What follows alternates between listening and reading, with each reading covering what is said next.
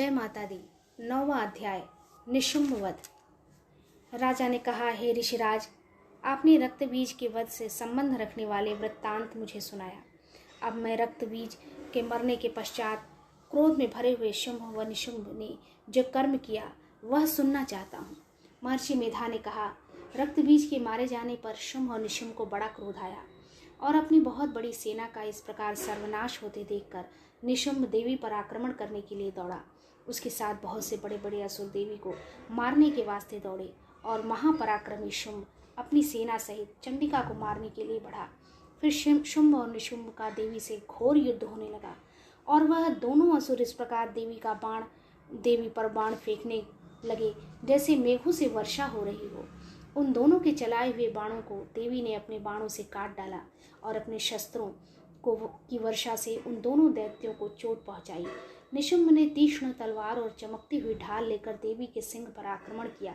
अपने वाहन को चोट पहुंची हुई देखकर देवी ने अपने छुरप नामक बाण से निशुंभ की तलवार व ढाल दोनों को ही काट डाला। तलवार और ढाल कट जाने पर निशुंभ ने देवी पर शक्ति से प्रहार किया। देवी ने अपने चक्र से उसके 2 टुकड़े कर दिए। फिर क्या था, दैत्य मारे क्रोध के जल से जल भुन गया और उसने देवी के मारने के लिए उसकी ओर शूल फेंका, किंतु देवी ने अपने मुक्के से उसको चूर चूर कर डाला। फिर उसने देवी पर गदा से प्रहार किया। देवी ने त्रिशूल से गदा को भस्म कर डाला। इसके पश्चात वह फरसा हाथ में लेकर देवी की ओर लपका। देवी ने अपनी तीखे बाणों से उसे धरती पर सुला दिया। अपने पराक्रमी भाई निशुंभ के इस प्रकार से मरने पर शुंभ को क्रोध में भरकर देवी को मारने के लिए दौड़ा। वह रथ में बैठा हुआ उत्तम आयुधों से सुशोभित अपनी 8 बड़ी बड़ी भुजाओं से सारे आकाश को ढके हुए था।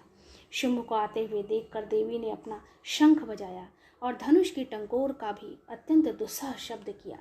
साथ ही अपने घंटे के शब्द से, जो कि संपूर्ण दैत्य सेना के तेज को नष्ट करने वाला था, संपूर्ण दिशाओं को व्याप्त कर दिया। इसके पश्चात देवी के सिंह ने भी अपनी दहाड़ से, जिसे सुन बड़े बड़े बलवानों का मत चूर चूर हो जाता था, आकाश, पृथ्वी और 10 दिशाओं को पूरित कर दिया। फिर आकाश में उछलकर काली ने अपने दांतों तथा हाथों को पृथ्वी पर पटका। उसके ऐसा करने से ऐसा शब्द हुआ जिससे कि उससे पहले के सारे शब्द शांत हो गए। इसके पश्चात शिवदूती ने असुरों के लिए भय उत्पन्न करने वाला अट्टहास किया, जिसे सुनकर सब दैत्य थर्रा उठे और शुंभ को बड़ा क्रोध हुआ। फिर अंबिका ने उसे, अरे दुष्ट, खड़ा रह कहा तो आकाश से सभी देवता जय हो बोल उठे। शुंभ ने वहां आकर ज्वालाओं से युक्त एक अत्यंत भयंकर शक्ति छोड़ी, जिसे आते देखकर देवी ने अपनी मोहल्का नामक शक्ति से काट डाला।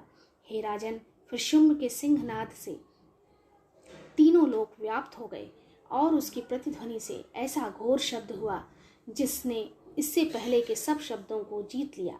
शुंभ के छोड़े बाणों को देवी ने और देवी के छोड़े बाणों को शुंभ ने अपने बाणों से काट सैकड़ों और हजारों टुकड़ों में परिवर्तित कर दिया। इसके पश्चात जब चंडिका ने क्रोध में भर शुंभ को त्रिशूल से मारा तो वह मूर्छित होकर गिर पड़ी।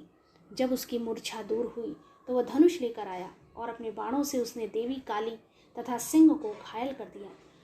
फिर उस राक्षस ने 10,000 भुजाएं धारण करके चक्रादि आयुधों से देवी को आच्छादित कर दिया।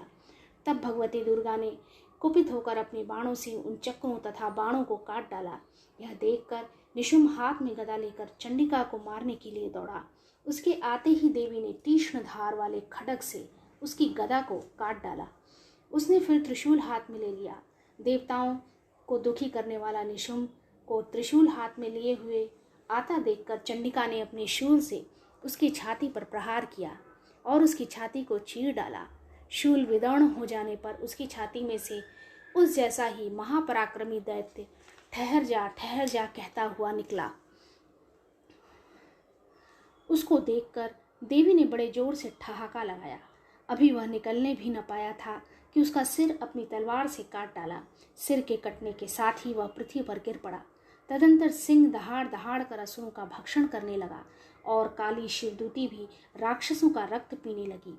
कौमारी की शक्ति से कितने ही महादैत्य नष्ट हो गए। ब्रह्मा जी के कमंडल के जल से कितने ही असुर समाप्त हो गए। कई दैत्य माहेश्वरी के त्रिशूल से विदर्ण होकर पृथ्वी पर गिर पड़े और कई बाराही के प्रहारों से छिन्न भिन्न होकर धराशाही हो गए। वैष्णवी ने भी अपने चक्र से बड़े बड़े महापराक्रमियों का कचूमर निकालकर उन्हें यमलोक भेज दिया और इंद्री से कितने ही महाबली राक्षस टुकड़े टुकड़े हो गए। कई दैत्य मारे गए, कई भाग गए, कितने ही काली शिवदूती और सिंह ने भक्षण कर लिए। जय माता दी। 9वां अध्याय समाप्त।